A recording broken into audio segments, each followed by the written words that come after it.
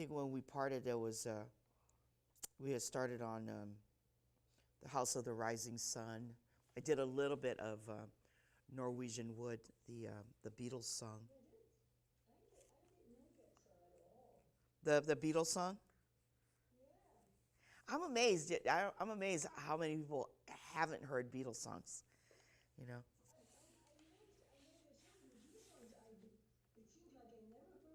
Mm-hmm.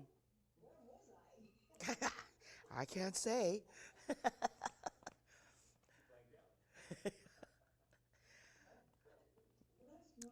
I would get in trouble at school because I'd be humming Beatles songs all the time, you know.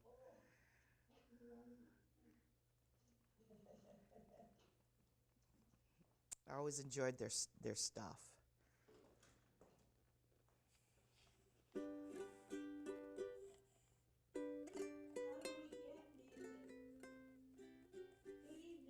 What was that? Who was asking that question? Right here, Carolyn. Hey there. I have all you have to do is dream and leave it on a jet plane. Yeah. But how do I get the music? They should have posted all of the handouts that were sent out for the last session.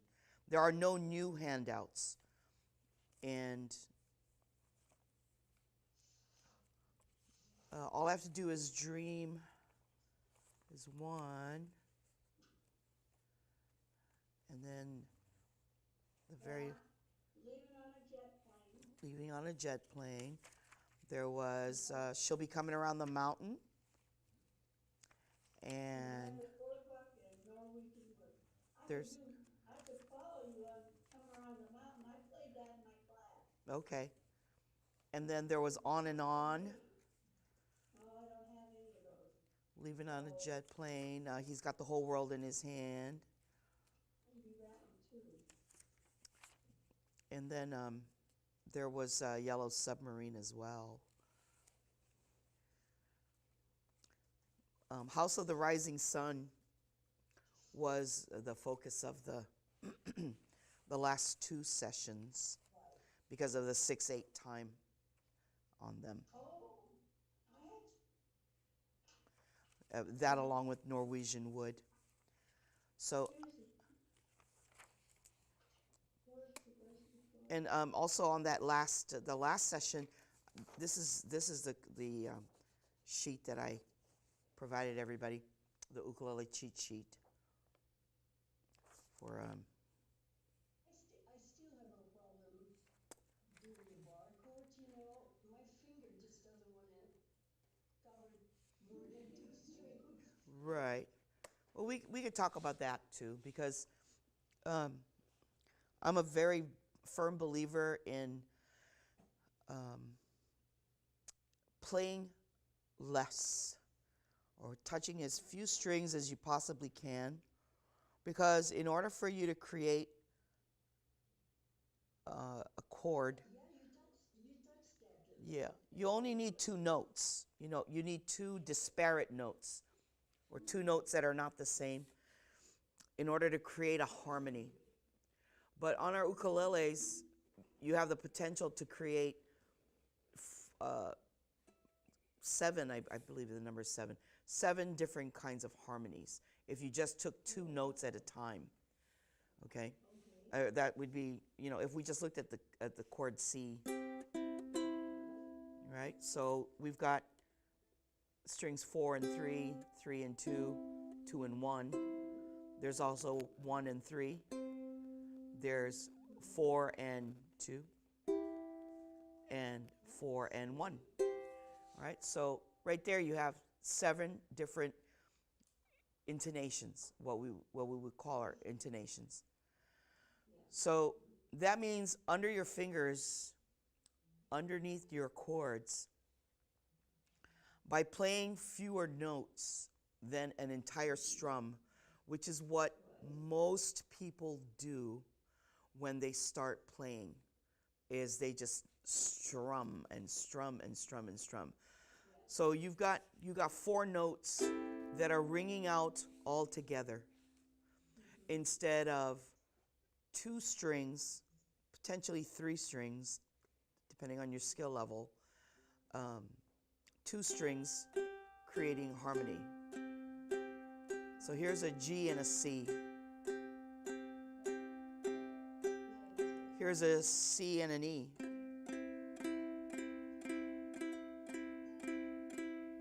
And then you have an E and an A. And you notice I'm not touching any strings. Right? So right there, that's a C6. It's a C6. It's also known as an A minor 7.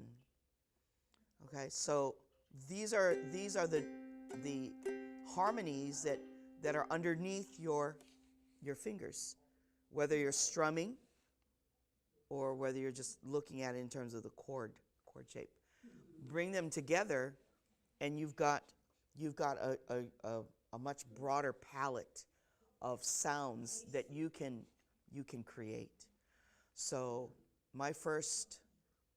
one of the very first things that I ever instruct my students to do is, learn your chords. You got to learn how to shape them. You also have to know what they sound like when you're strumming them. But be ready to let go of that. Do not create a habit of always playing all 4 strings all at once. Strumming is one aspect of your right hand technique. One aspect, okay? So, I'm sorry? Oh, yeah. Oh, look at that. Look at Ted. Ted's on it. Yeah, tomorrow night is the concert for Solanaire. So we're looking forward to it. This is going to be a first live stream event for each of us, I believe. Yeah. So be kind, because the thing about live stream is it's exceedingly unforgiving. Because when you make a mistake, everyone will hear it at the same time. Well, it's a little bit after us because there's a slight delay. Is it on the ACC? Where will it be shown? ACC. It's ACC's Okay. accsv.org / was it live events? 7:30. 7 o'clock. It'll be 7 o'clock, 7 to 8:30. That might be going past some people's bedtimes. I don't know. So we'll try not to bore you. Yeah, so you can go to accsv.org / online. And I believe it's going to be on YouTube and then also Zoom. So depending on whatever it is you prefer. Facebook too, I think, right? Facebook as well. Yeah, just Facebook, YouTube, and Zoom. Yeah. Okay. So it's a new version of an old band. So okay. So I guess we've got enough people that we can get started, huh? I thought we'd just review. Are there any persons out there who did not join us for the first session, the first 6-week session? Anybody? They're all returnees? I got one. I'm with Elsie Young. Hey there. You're with Elsie? Is it your first time? No, I was one other time. Okay. And she wanted help. And so I was supposed to be the assistant. Okay. So you were the assistant, and now you're back to be on your own, or you're still assisting? I'm still an assistant.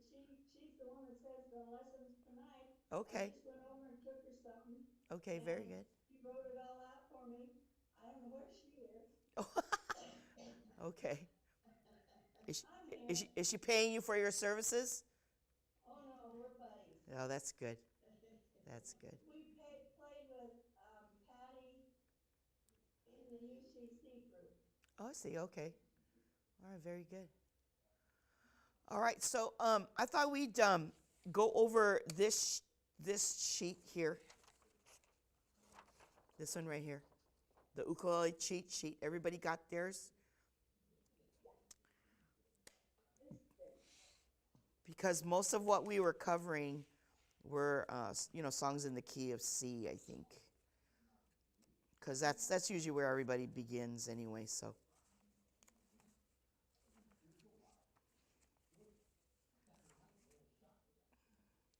And, and all I have to do is dream. We actually did that in the key of F. So. Yeah, I didn't think we were staying in. And then there's, We were leaving on the deck. yeah. All I hear. It's in F. Okay. So does anybody have any questions? Because we really covered just the C, F, C and F, and then we touched on a little of a minor key, the A minor, for House of the Rising Sun. And that was where somebody has their TV or their radio on. Could you turn it off or turn it down, please? Okay. Yeah, I'll tama. Thank you. One. I think people should just put it on mute. Yeah, everybody should be on mute at this point. I don't have the cheat sheet. I got You can get the cheat sheet. This guy. This was distributed to everybody for download. I'll probably do it. I'll be right The back. last. Okay. Go ahead, get started. All right. So does anybody have any questions? There's already been comments about some difficulties with the formation of chords. And it's really important to keep in mind that everybody has different physical abilities when it comes to the formation of chords. And that's why practice is always a very good thing to do, to be consistent. What we always want to have is a smooth transition from chord to chord. And that involves a number of different things, not just simply diving in and trying to figure out what the chord is.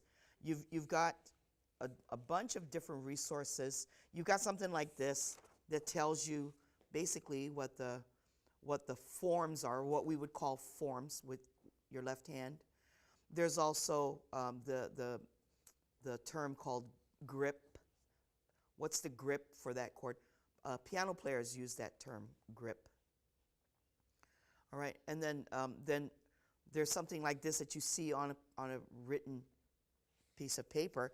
These are called diagrams, chord diagrams. And depending on who's the author, you could have a chord diagram that shows the ukulele neck going up like this, just like this. Okay. Then there are other chord diagrams that show the ukulele like this. Okay. So you got to get used to seeing these different styles of presentation. And something, another thing too, of course, is to know your tuning. You have to get your tuning down, G, C, E, A. Whether you use an online thing or your cell phone or you have a pitch pipe, that might be a rare commodity these days. See a pitch pipe. I haven't seen one in years. But, or even a tuning fork. I've seen people carry tuning forks with them. Okay, so tuning is an essential part of what you do. And the mnemonic that we always used as kids was, "My dog has fleas. My dog has fleas. My dog has fleas." Okay? And then we go backwards to, "Fleas have my dog." Just so we get used to hearing the intervals, okay? Or the distances between one note, G, to a C, to an E, to an A. So we would listen for that and really get it embedded in our heads. All right, so then you start playing your chords. Now, what we want, as I said earlier, is a smooth transition. I believe the term is called legato, which means to connect. It connects things, right? So when you start counting out your time and you're looking at a song and you know what the measurement of time is, the time signature, if it's 4/4 time, and you look at the song and you're recalling the song in your head, if you've heard it before, you start keeping time. 1, 2, 3, 4. 1, 2, 3, 4. And then your ear notices, oh, there's been a change in a chord. Okay? So typically, when that change happens, it's going to be on beat 1 when the change happens for the chording. Okay? Not necessarily the melody, but the chording. So what we want is that smooth transition, right? So if I just started in the key of C, and I'm going to run through all of these so that you can hear and you can observe and play along with me at home, that you're making these clean transitions. Also, if you're not able to make the transition, be mindful of your time. If you are working with a song that has 4/4 time, that means there are going to be 4 quarter beats in each measure. Just because you can't get to the chord that happens in the next measure doesn't mean that you're going to add time to that measure. Okay? Keep count of your time, or keep track of your time, and keep counting in your head until you get to that chord. Let me demonstrate what I mean about this. 1, 2, 3, 4. 1, 2, 3, 4. Okay? That should be the proper thing to do. 1, 2, 3, 4. 1, 2, 3, 4. 1, 2, 3, 4. 1, 2, 3, 4. Back to the C. 1, 2, 3, 4. Okay? So it's really important, because then you start developing. If you don't keep track of your count, you're going to develop a habit of breaking up the flow of your playing. I'm not saying that you should be doing this from the get-go. That is something that is acquired through time and practice. So the first thing you should be doing is keeping time. If you have to bob your head, if you have to kind of move your shoulders, okay, move back and forth, tap your foot, do those things, okay, so that you begin to develop an internal time or an internal clock, like a second hand, okay? And then over time, it just becomes very natural to you. Your brain is going to instinctively know that was 4 beats that I just played. Or I'm now into this next measure and already 2 beats have passed. I'm going to come on in on the 3rd beat. I'll play the 4th beat, and then I'm going to move to the next chord, okay? So that's a tip for you to not develop that habit of breaking time, because my concern more than anything else is a lot of folks just continually beat themselves up because they have these, they start and they stop, they start and they stop. Do not beat yourself up. What you ought to be doing instead of beating yourself up is spend that energy becoming more legato, okay? Become more smooth and connect those changes together. And I suggest very strongly that you recognize, based on your ear, what is clear and what is not. Okay? So right there, that's saying, oh, that doesn't sound like it's supposed to, right? So you work on that transition. That's what you want. That's the sound you want.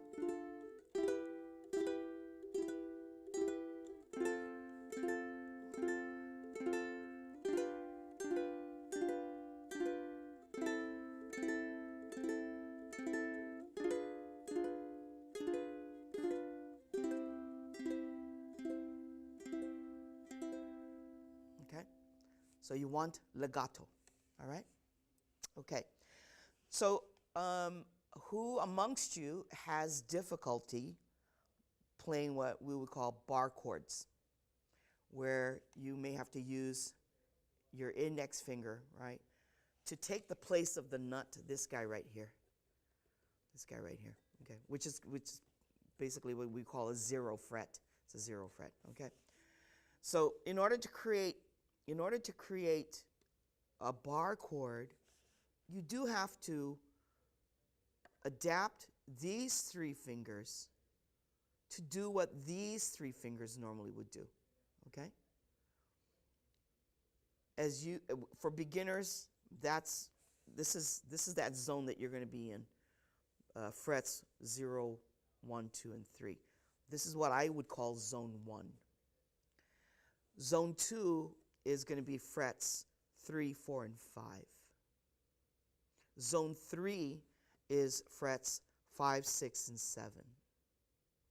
Zone 4 is going to be 7 through around 10. Most of you have dots on your ukulele that tell you where you're at. So use that. That's another reference for you. Okay? Use your dots. So you know that your dot is on 5, 7, 10.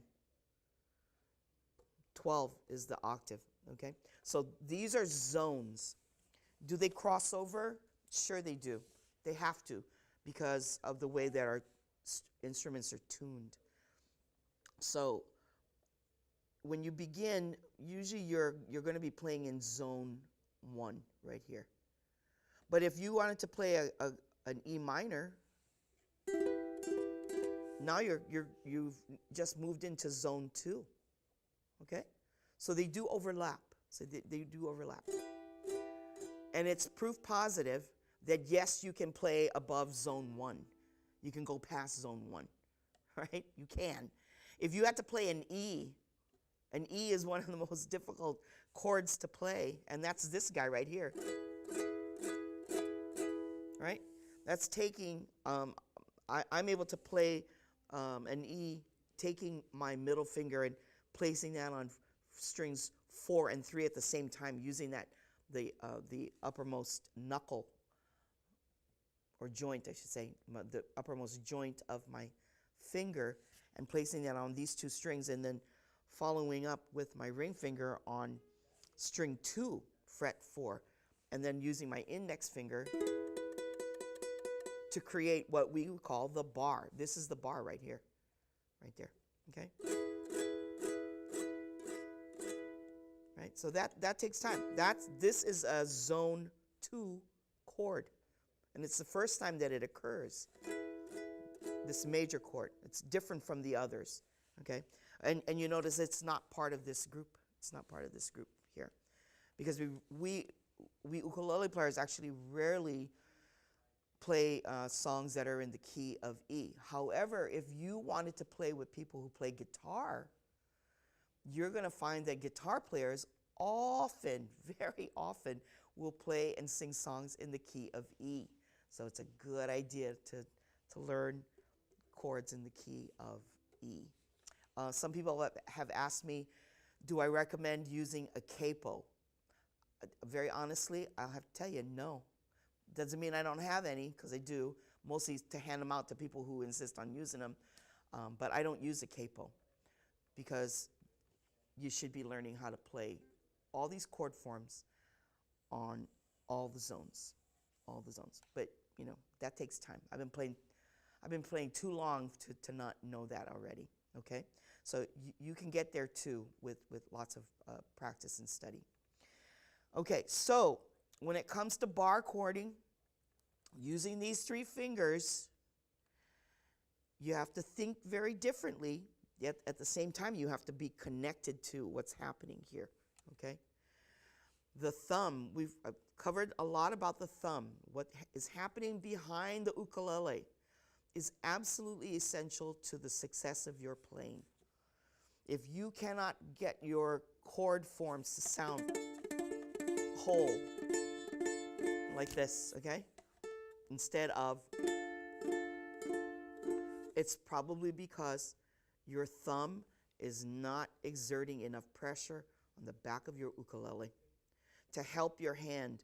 Your hand should be able to freely float from the back of your ukulele like this. So look how free my fingers are, right? It's a good exercise for you to do. Make sure you can float these fingers above the strings, all right? When we form chords beyond one string, there's always going to be one of the fingers in the front, because we only have 4 fingers and 1 thumb, not 5 fingers, okay?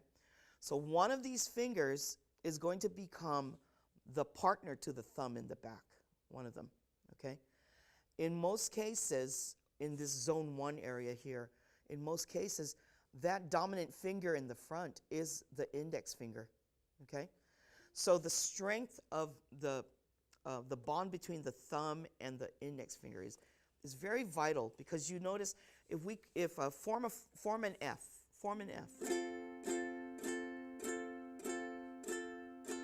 okay? The 2 fingers that are really planted, the one finger that's really planted is the index finger. Okay, so this is going to be stationary. Okay, and if I needed to move anything, it's likely going to be this middle finger.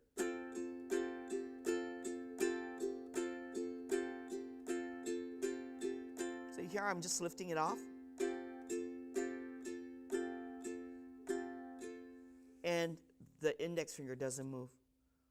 It's very stationary. These are the 2 stable joints on your hand. Okay, this is what allows your other fingers to move around too. Okay, let me show that to you.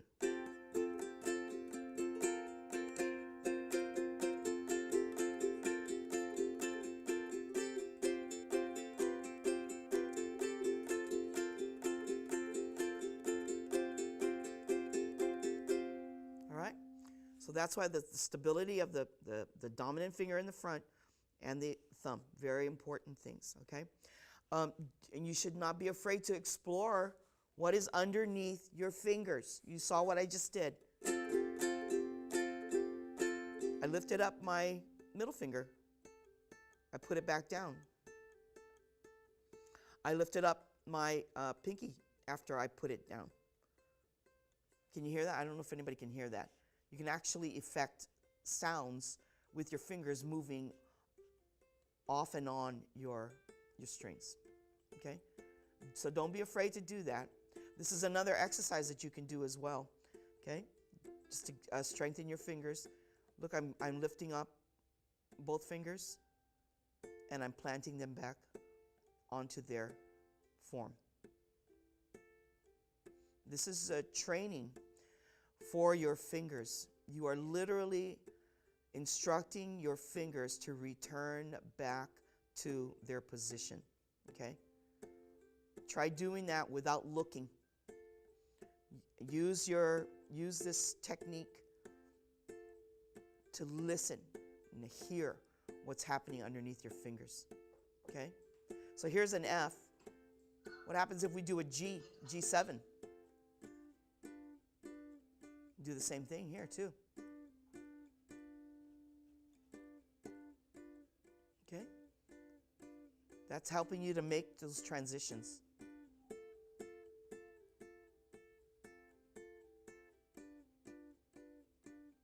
Yeah, very good. Are you guys seeing something other than me? Do you see that, Ted? All right. Okay, there we go. All right. Okay, so let's talk about these keys right here, the numbering system. I think it's very evident to everybody that whatever the chord name is, it's limited really to seven alphabet letters, starting with A, ending with G. Okay, then it wraps around again. The qualities of the chords and also their relevance to the root is that it can be sharped or it can be flatted. okay?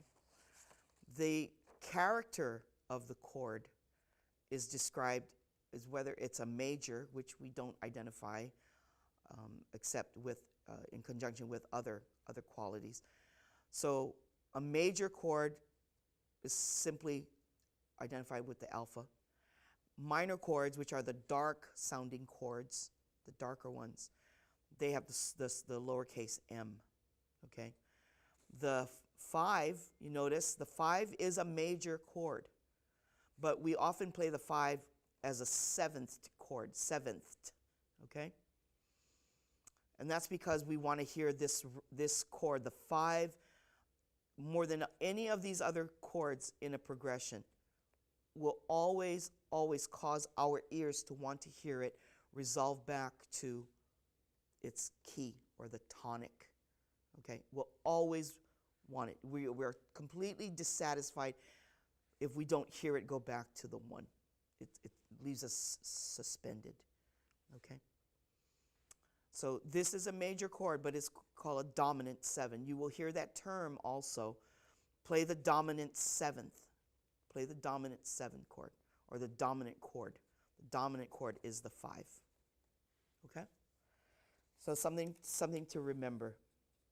All right, so I think some folks would have difficulty with the B flat. Okay? In the key of F is where you're gonna see that played more often. Now, I don't know if you can see this, but I usually, when I play the B flat, when I play a lot of other chords, I usually extend out my pinky. That actually helps to strengthen the hand, okay? The whole hand, which you need the strength to do because of this particular form, okay? Because here's your dominant finger in the front, this guy down here, the index, okay? And look again, right? These fingers are free to move around because the index finger is stabilized against the thumb, okay? So I'm able to move around. I got my pinky outside here. Okay, so if you notice too, look at the position of my thumb. Remember, this was our home position, right? Behind fret 2, between strings 2 and 3. Now here I have got to pivot my hand, my wrist,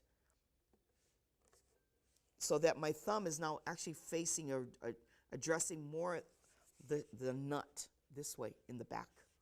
Yeah. So be ready to make those kinds of transitions. Your fingers are going to tell you when you can't keep that same grip. You've got to move your hand. Okay, you've got to pivot your thumb so that it will accommodate this movement. Because now, because of this index finger taking up strings 1 and 2, my thumb is actually closer to where my index finger is.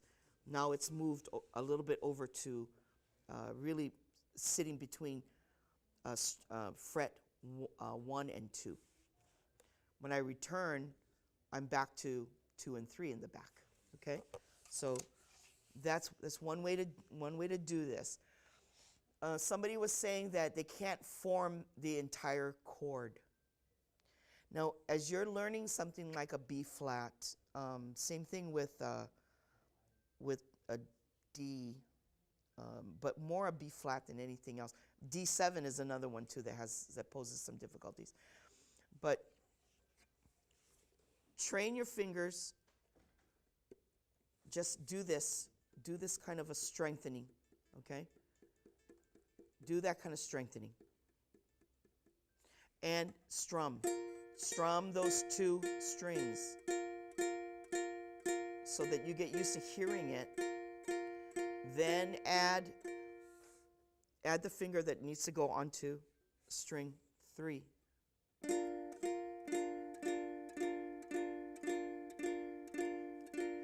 And strum that. The thing where most folks have difficulty is with the ring finger on string 4. Okay? Stretch out your pinky. It makes it a lot easier. Isn't this the way they teach you how to drink tea? That kind of thing? That formal way of drinking tea? Because it stops you from tipping over your teacup. Okay? It stabilizes it. Okay? So practice that. Just go a little bit at a time.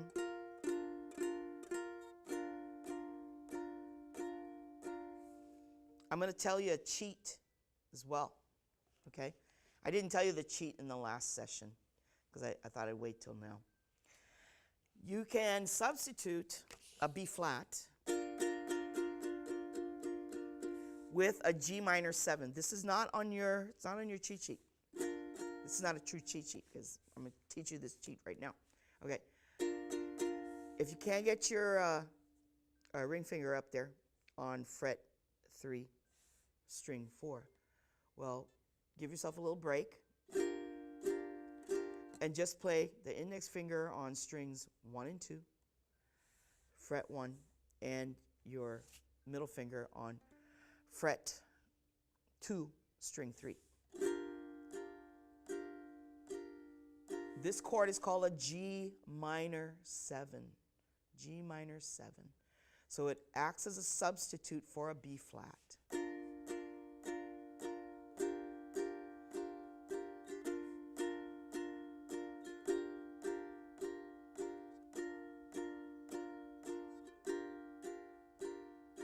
You notice it has a brighter sound? Has a brighter sound to it.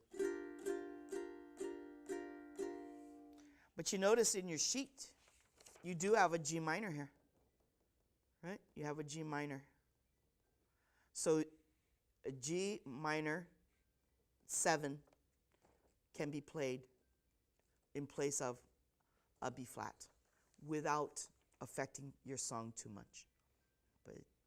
But keep practicing your B flat. All right.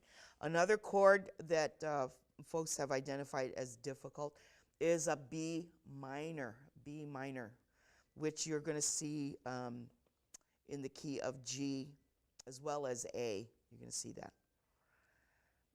And D as well. Okay, so G, D, A, those three.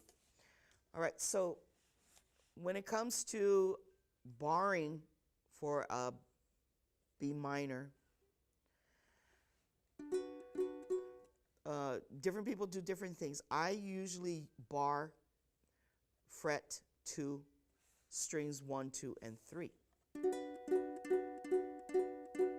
Okay, and then I move my finger up, and my thumb is pointing towards my nut.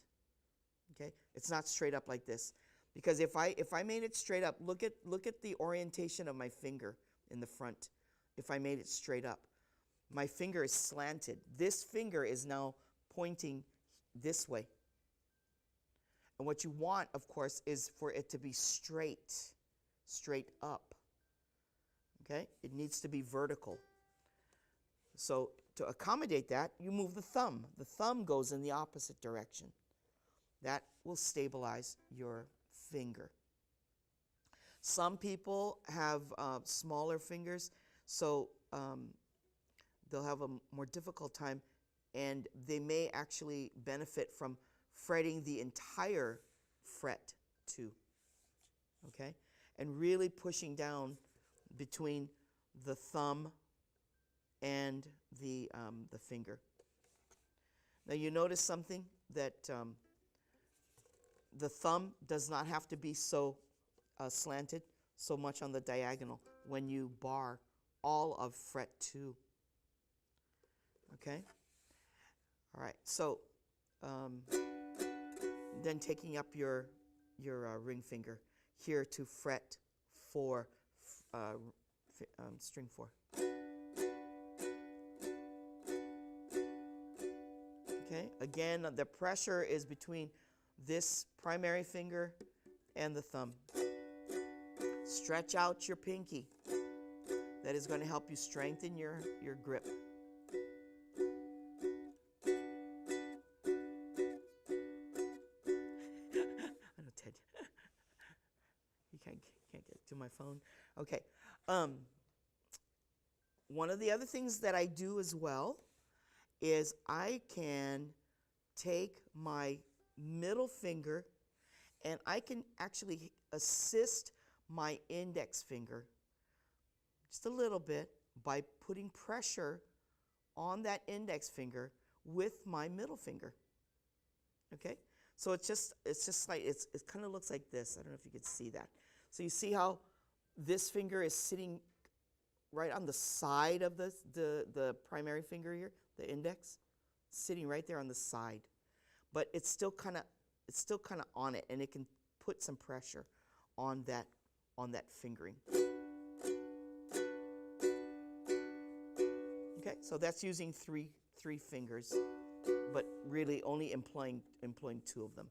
But you use this one to help push the middle the index finger down a little bit. Okay. Now, if you notice, under the chord progression for A, you have a C sharp minor right there. C sharp minor. And personally, I do not like that particular chord. I don't like the way it sounds. It doesn't sound right. But if you took your B minor shape, this guy right here, right, where you bar all of fret, or most of fret 3, and you got your ring finger on fret 4, there's B minor. If we go up a whole step, and a whole step is going to be 2 frets. Take the same shape. Don't lift the shape up from your ukulele. Okay? What I want you to do is come up 2 frets.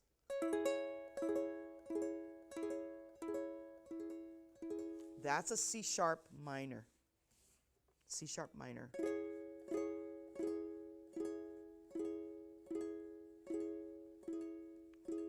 That's going to hurt your hand if you're new to this, okay? It's going to hurt you right here in the fatty part of your thumb muscle, okay? All right, so when you practice this on your own, C sharp minor, and then go back down 2 frets to B minor.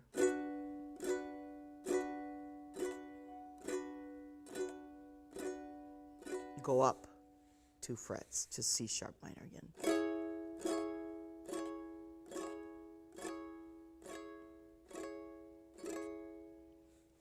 All right.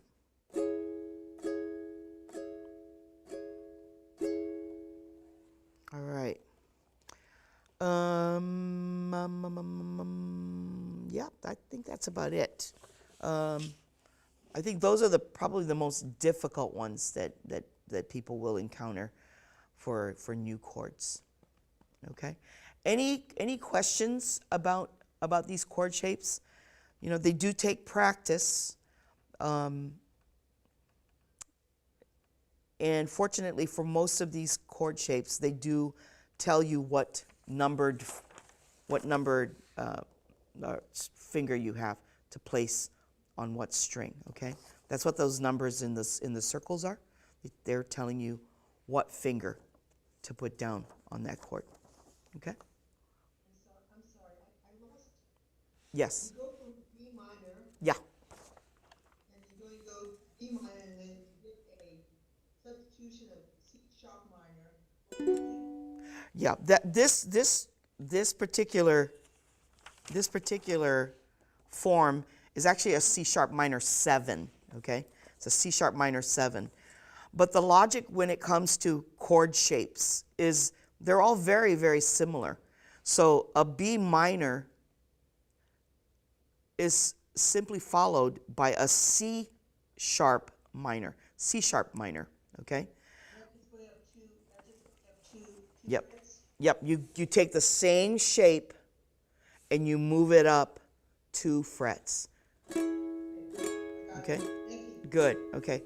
So 2 frets. That 1 fret constitutes half a step. 2 frets constitute a whole step. All right. So B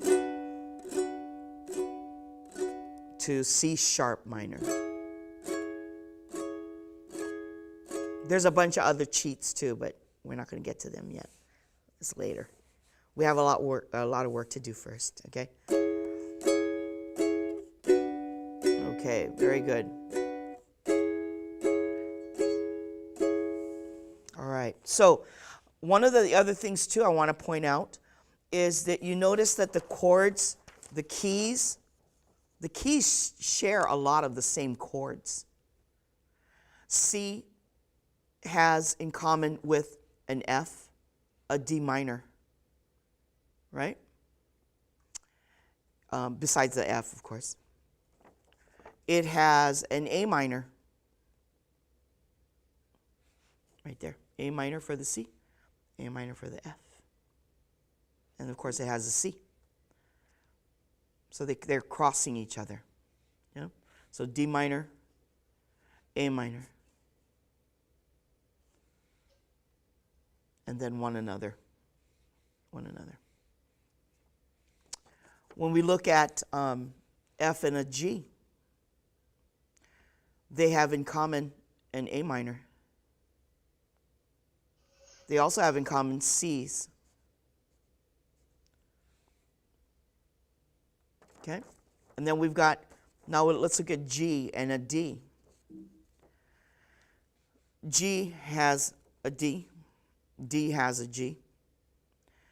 An A minor, no A minor in here. It has a B minor right there.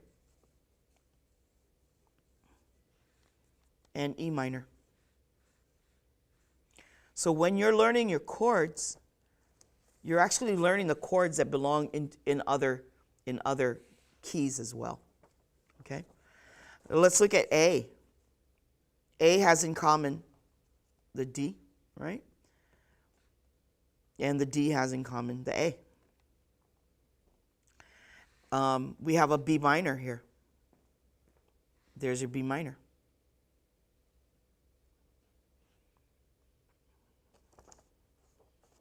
Okay? Yes. I'm sorry, I have a question. Go ahead. I was looking at the chord chart, Yes.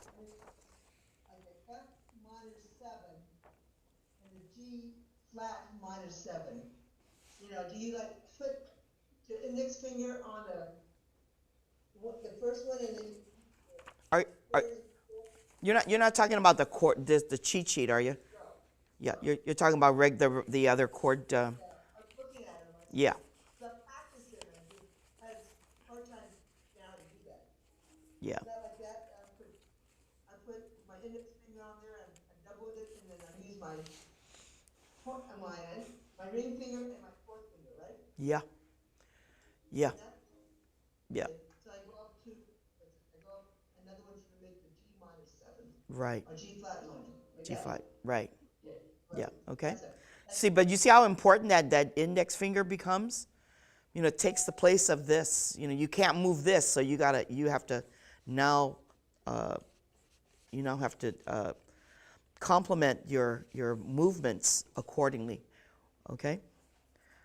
So this is, I don't know if we'll ever get to chord theory in this. That's a little more advanced for the beginner ukulele. Yeah. But that's really good. That's a very good observation because, it's funny how people just dismiss chord charts because, oh gosh, that looks too hard. It looks too hard. It can be if you don't understand it. It will be if you don't see the connection between your fingers and the forms, right? Your fingers are actually creating these forms. They're completing them. You see them this way, and then you see them in a different dimension when you're actually playing your chords. Okay. All right. So, any questions about like House of the Rising Sun? That was really the one that we concentrated on a lot with House of the Rising Sun. It's a different kind of way of playing it because we started it's in the key a minor key, okay, which actually does have a lot in common with its relative major, which is C, right? Because you see that this is another really important thing for you all to remember.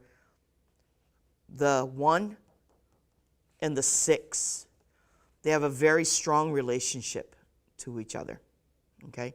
No matter what the key is, you're always going to hear this relationship. And the reason for that, and I want you to look closely at these chord shapes. They have the notes are very similar. They're very closely related, okay? A minor has in common with the C these two strings, the C and the E. C and the E.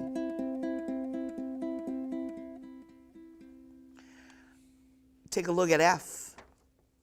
The F has in common with the D minor, the A. It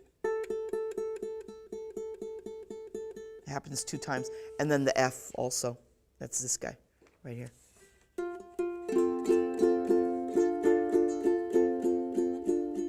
Okay? Same thing with the G and the E minor. They don't look alike, but when you study it, what has happened? The G was sitting there on two frets behind the, what finger did they identify for this? Behind the 3, right here, where your 3rd finger is here on an E minor. If you brought that back 2 frets, you'd have a G shape. You'd be using different fingers, but you'd have a G shape. Right? If you remove this finger here on the D minor, if you remove the finger 3 from your D minor shape, you'd have an F. You'd have an F shape. Okay? So I want you to look at that. Look at this very carefully. Look at the D. There's the D structure right here. Right there. Okay? We've got 2 of the same notes right there. So that's why they're called it's called relative minor and relative major, because we move to them very easily. C, A minor, C, A minor. Okay, then you have F.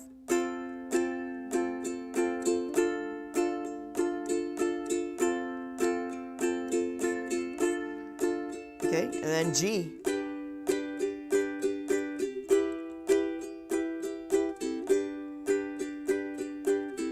D.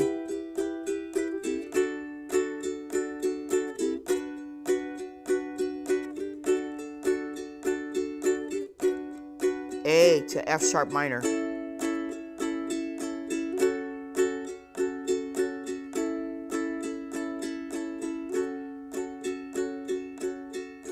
Okay? So the intervals between them are exactly the same, no matter what the key is. All we've done really is change the pitch, right? Just all you did is change the pitch, okay? So I want you to be aware of these relationships that these chords have to one another. It will make your playing a lot more meaningful when you can sound out under your fingers, under your left hand, through your right hand, when you can sound out these tones that are always present in the chord shape. Do you have to play all of the notes in the chord all at once? No, you don't. Okay? That's another thing I want you to do as you're practicing this cheat sheet. Start training this right hand to just play a couple of strings at a time. Here I am playing the G and the C. Now I'm playing the G, C, and an E.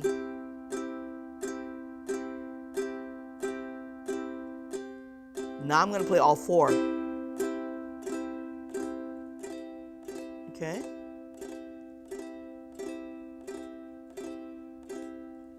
All right. What about F?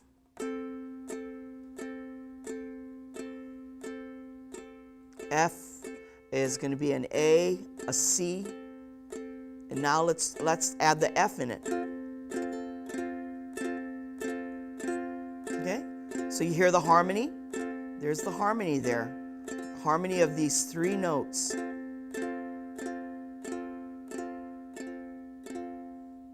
G.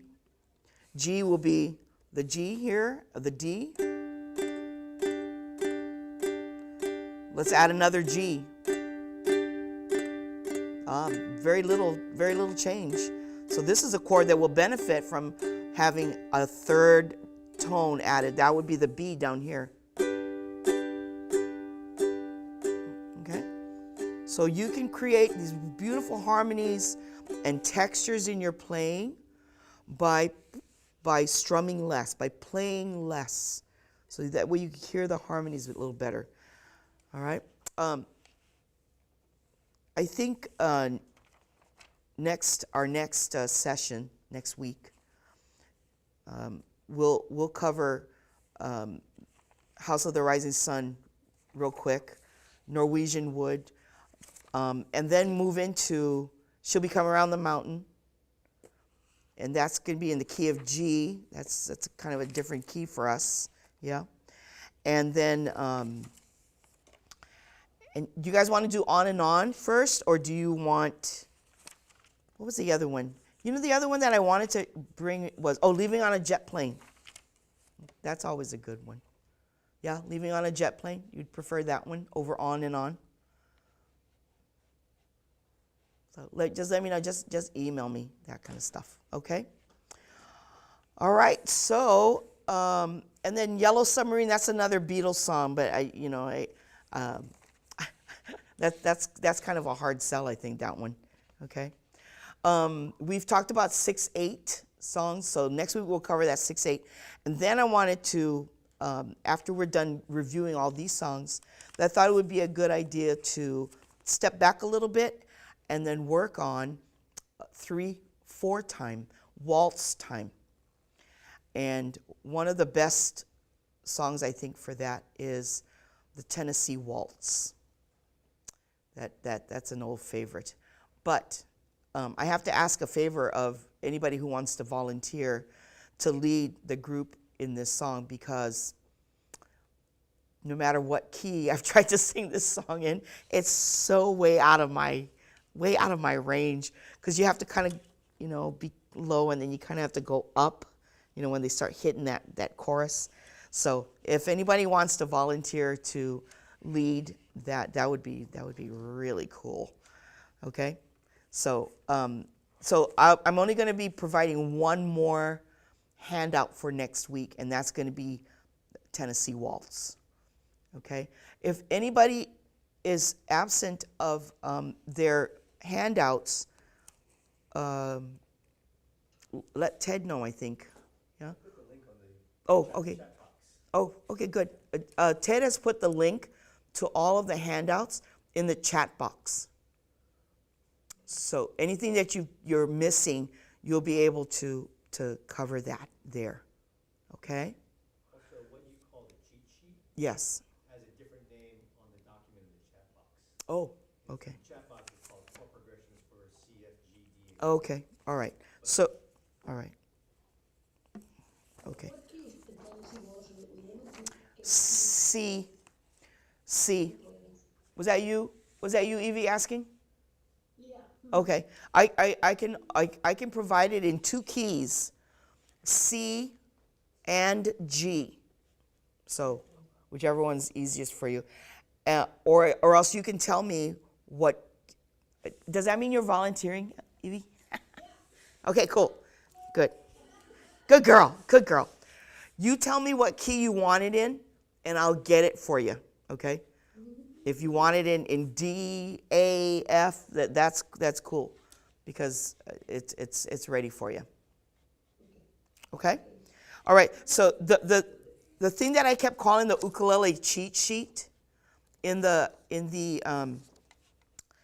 chat link, it's called the progression of chords for keys C, F, G, D, and A. Okay? So this has a different title. Sorry. This is the teacher's copy. Sorry. Okay. All right. Hey, any questions so far? Let's do a song, guys. Let's do a song. Evie, you've got tons of songs. I know you do. What song will you play for us? Oh, you want me to play your song? Can I do Edelweiss? What was that? Edelweiss? Oh, that's really pretty. What key do you do Edelweiss in? Let me get my music. I love that song. That's a beautiful song. Does everybody know Edelweiss? That's a gorgeous song. I do it in the key of F. In the key of F, okay. I will find Edelweiss, and I will put that up too as a second handout. Okay. Okay, so we could play it next time with you. Want me to sing it later? Yes, please do. Please do.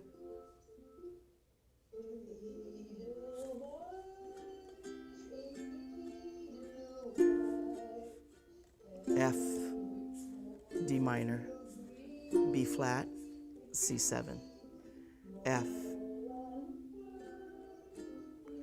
B flat minor, F, C7, F,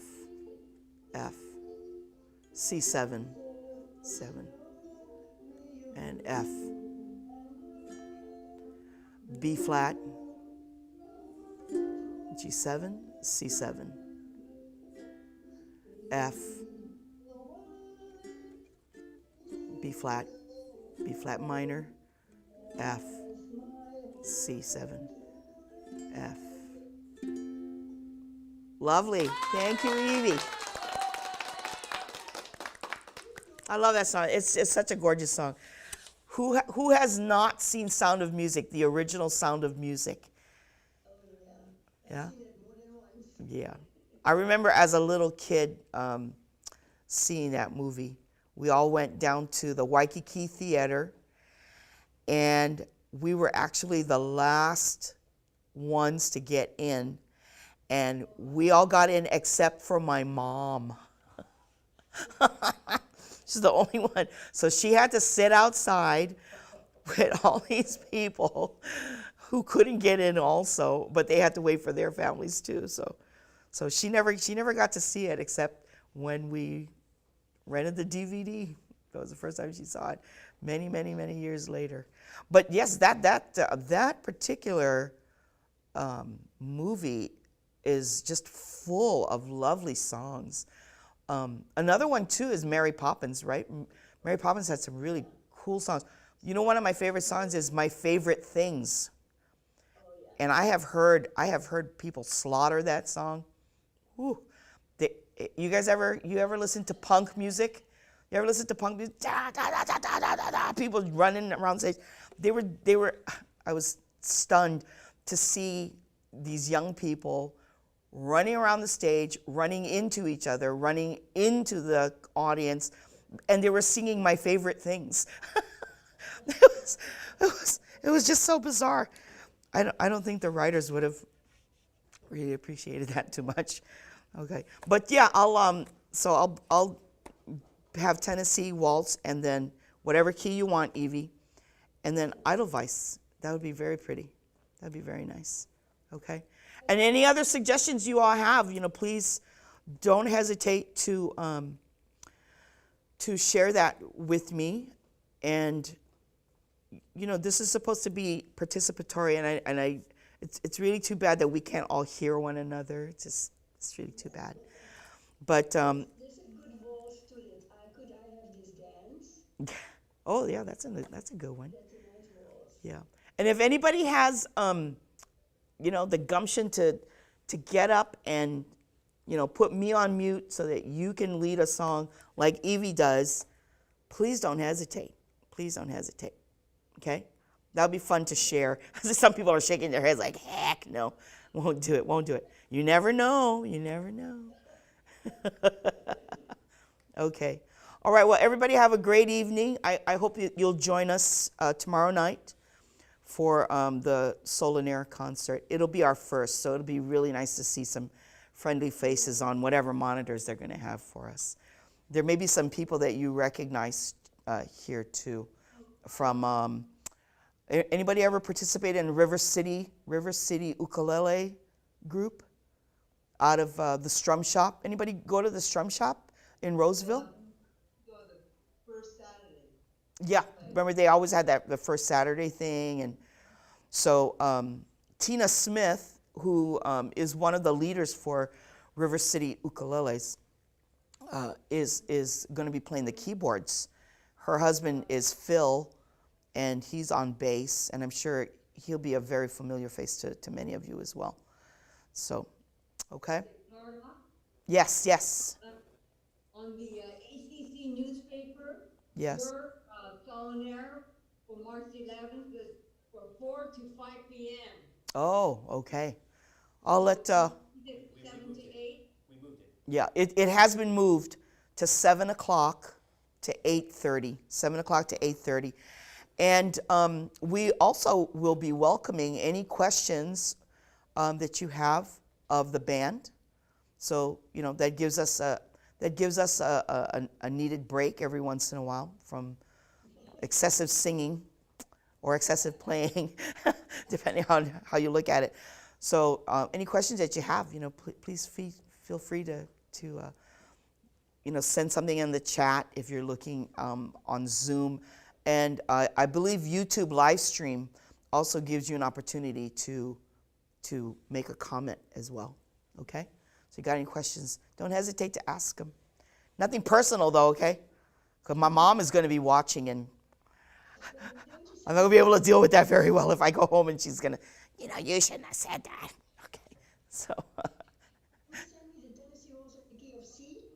Yes, I have it in the key of C as well as in G, and I can transpose it into whatever key you want, Evie.